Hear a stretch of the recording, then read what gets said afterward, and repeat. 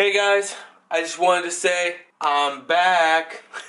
So in this video what I've done is I've put together a top 10 list of free plugins. A couple that are stock, most of them are not.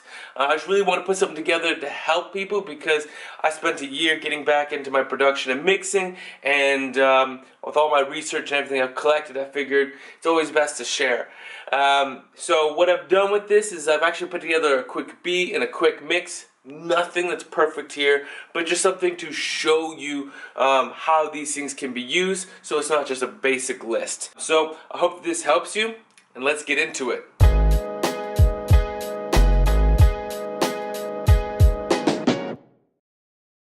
Alright, so first thing at the gate, we're going to talk about the compressor. Now, every DAW you're going to use is going to have its own compressor, and they can do a lot for you. They can be really good. There are also lots of premium ones that do a lot of more specialized compression and that add great characteristics to your mix.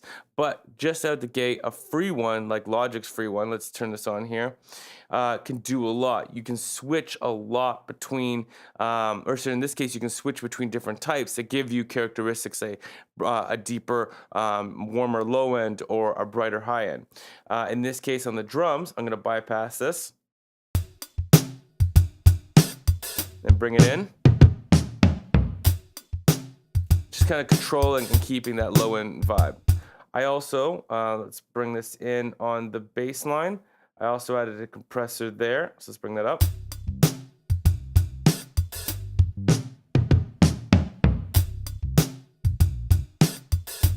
Again, controlling the dynamics, but also keeping that warmth. I won't talk too much more about this. Just, you gotta use compressors in the right places. Lots of videos out there to explain how to, yeah, this is just a must-have, and they come free with every DAW. All right, next up, what you see on the screen is a TDR Nova by Tokyo Dawn Records. They call this a parallel dynamic equalizer. That means it's a multi-band compressor and an equalizer in one. I'm using the standard edition, but they also have a gentleman's edition, aka a premium.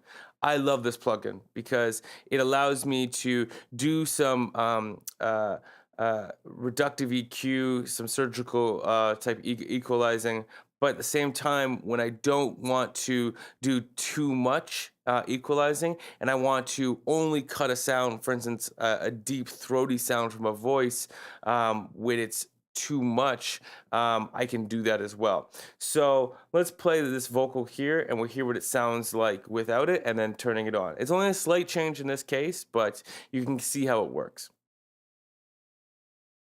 Trying hard to remember. All right, now with it on. Trying hard to remember. So very small changes there, but you saw that the multi-band was activating only when it would hit that certain part, so or hit that threshold. It would start to compress it, but I was also pushing up the gain a little bit in the essence of doing makeup gain. So essentially what I'm doing here is just trying to control and flatten out the sound that I felt was a little bit strong in that area. I've only used this one other place in the mix in a different capacity, and it's simply just to do a high and low pass across this track just to reduce how strong it is in the mix. All right, next up is another one by my friends at TDR here with the VOS or the VOS, I'm not sure, the SlickEQ. It's a very simple 3-band EQ with a high pass and some saturation.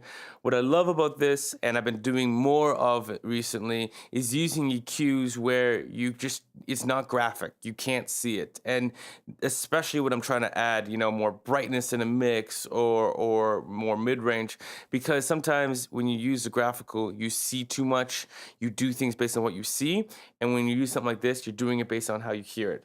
So I'm gonna bypass this. I also love that this EQ actually has a bypass, and we're gonna play it on this other vocal, and you'll hear how I'm gonna bring in the brightness. I have also the TDR Nova that we just did already on here, so just keep that in mind. So let's play this. You and me forever walking. Okay, Sounds pretty good, but I wanted just a little bit more brightness, so it'll sit better in the mix. You and me forever walking. All right, sounds good. Now let's play this in the mix.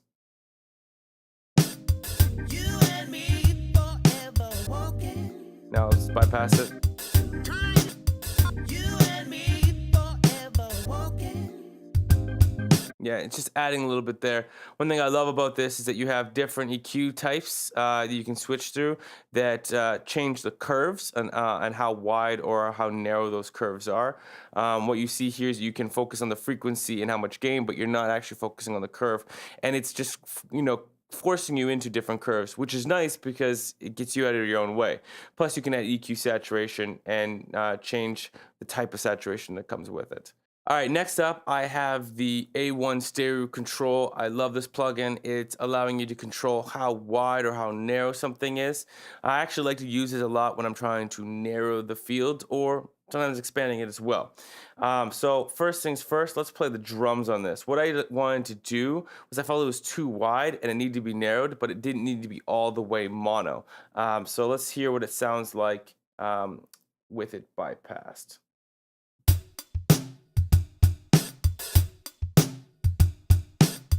Let's bring it back in. It just brings it a little bit more forward because it puts it more in the center and allows those instruments on the side to do what they need to do without fighting so much with the drums. So let's do that in and out of the mix real quick.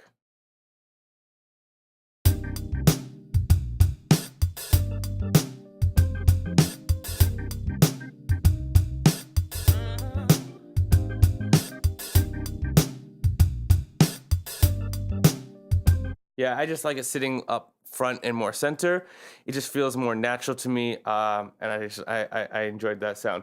So one more way in which I've used it was applying it to one of these background vocals. I just felt that the background vocal was too close to the center and was conflicting with this other vocal here. So let's just line this up so we can play it. So I'm gonna put this on bypass and then bring it back in.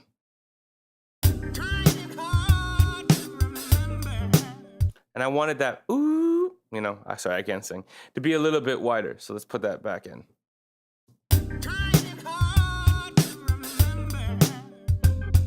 Just something to widen it, spread it out, give it, I felt more balanced that way. And that way also when you fall back to a mono speaker, because it's wider, it'll fall further back in the mix behind the centered voice, which you want to be up front. All right, so this next one is the Defacer.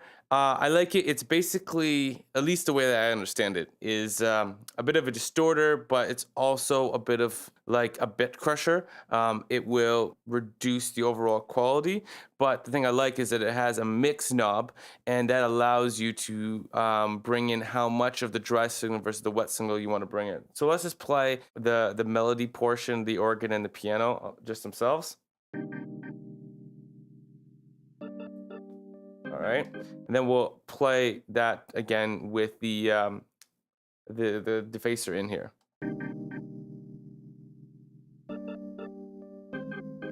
You hear a small level of change, but let me exaggerate it by bringing up the mix knob, and you hear more of what it's doing, and then I'll bring it back.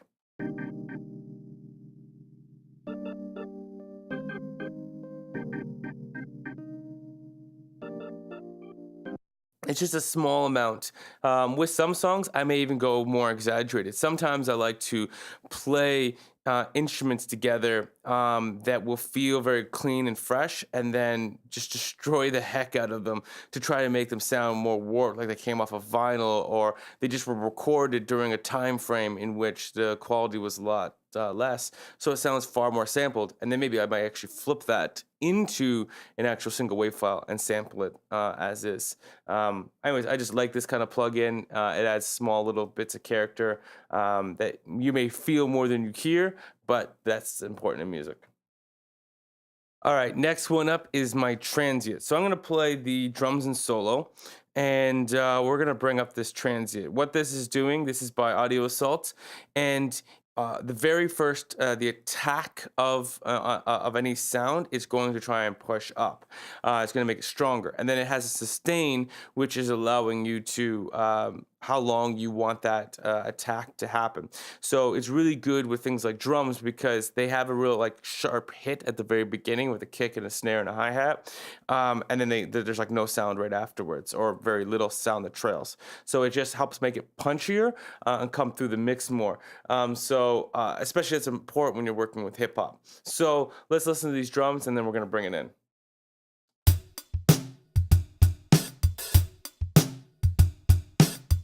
All right, let's bring it in.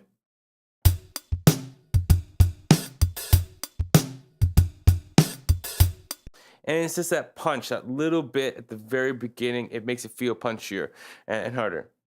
Next up is the saturation knob. Let me bring this up here. So I'm going to turn that off, bypass it.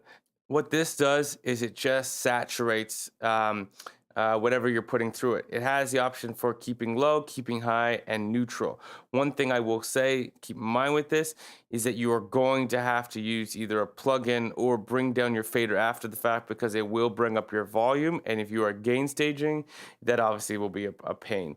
So it's really your approach of how you want to bring it down. It depends on the scenario.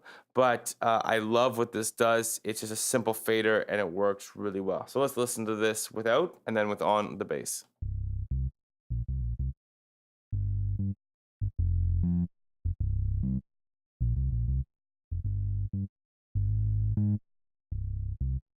All right, let's exaggerate this so you can even hear more what it does.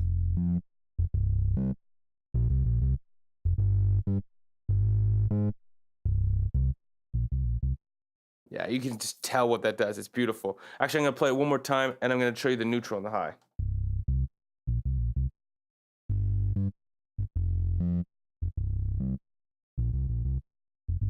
So you really get a sense there. If you're really trying to go for like a warm bass, you can do that. If you're trying to go for bring out the highs in your bass, let's say you're trying to make it pop through on laptops and iPhones, you can do that, or neutral.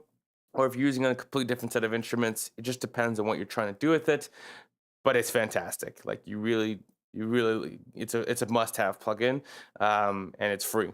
Next up here is Neutrino by iZotope. This plugin is about creating separation.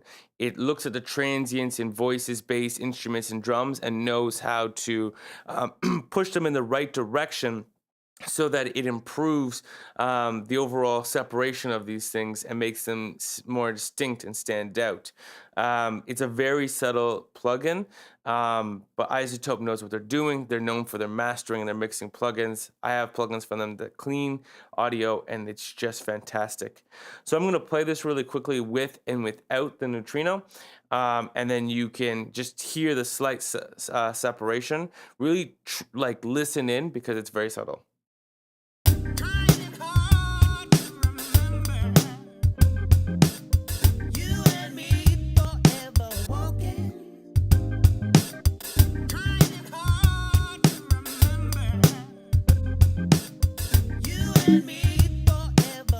Like I said, it's very subtle, but it helps separate things just enough, and that can really make the difference. I usually apply these on my buses, Vox buses, and instrument buses, and drum and bass buses. In this case, I have them at the bottom of channels because I'm just quick mixing this just for the tutorial purposes. But it's just a really great thing to kind of add at the end. Dial in how much you want in terms of detail and the amount, and then just get that little tiny bit more. Next up is the mvMeter, by TB Pro Audio, and what this does is it's basically just a VU meter. It looks gorgeous, and it has a little gain knob here. Now, what this is typically, or what I use it for, is checking my drums against my bass, and then I set my levels for everything else. So it's for the start of gain staging. So for instance, with gain staging, you typically are going to play this and try to get your volume to -3. In this case, I'm just going to push it with some gain. And then I'm going to bring in my bass and make sure that these two things don't push it to -1. And then I would set the rest of the mix around it.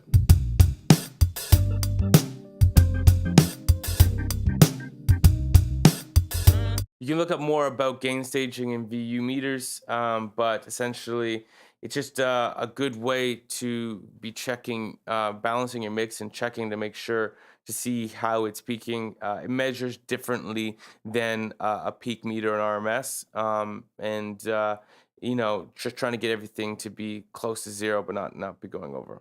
Next up is a plugin called Span. I can't remember who makes it. I'll put all that stuff in the link in the bio or in the description. Sorry. But what this does is it's similar to like a multimeter. This does is showing more of like an accumulative. So it's giving you a sense if your bass is swelling too much. You have too much bass going on. So let's just see how this looks, and you'll understand more.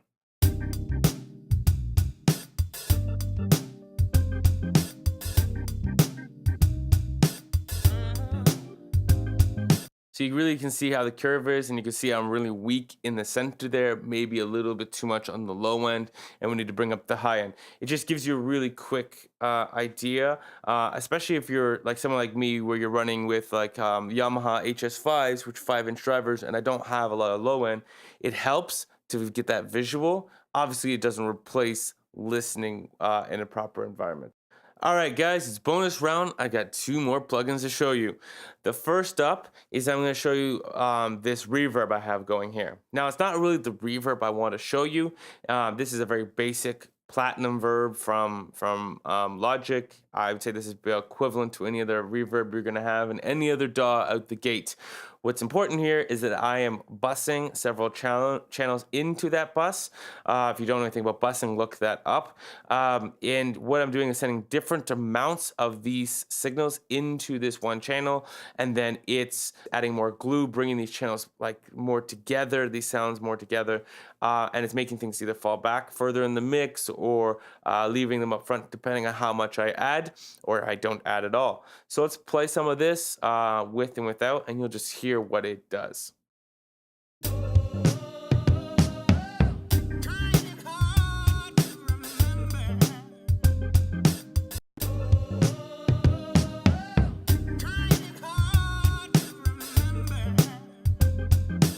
Yeah, it's just the voice sounds more present, but it sounds like it's you can hear the room that it's in.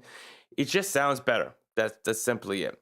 Now, the last thing that I've left onto this list, oh, there's my mouse, disappeared on me, is what's going to seem like the most insignificant plugin in the whole DAW, your gain plugin. Why would I include this? Well, you see here, there's a mono button. Turning this on or off shows you issues in your mix. Let's say you've made a song, you mixed it, you thought it was good, you go listen to it on your iPhone, like say you're showing it to your friend, you're holding your iPhone up, and it sounds like crap because it's coming out that little one speaker, and it's just, something sounds off. Well, putting the gain plugin on mono will show you a lot of issues in your mix. So let's play this with and without, and you'll see what's going on.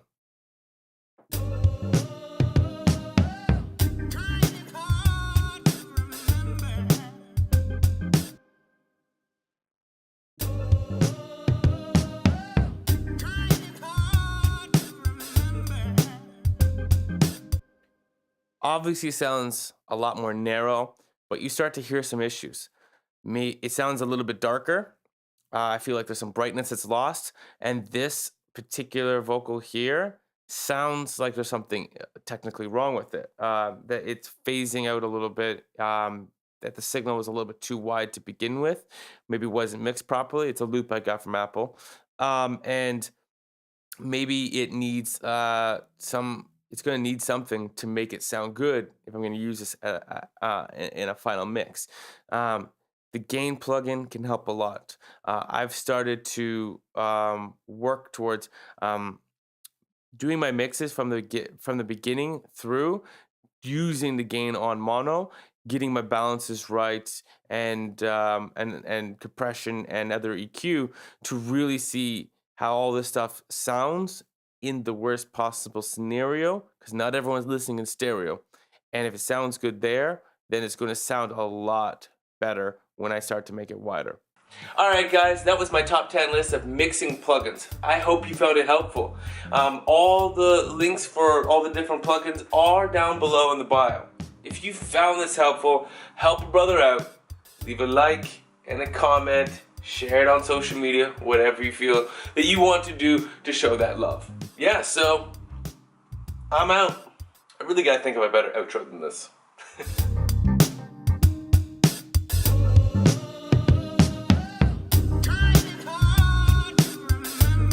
Where we been, where we going? You and me forever walking. Your love's got us glowing.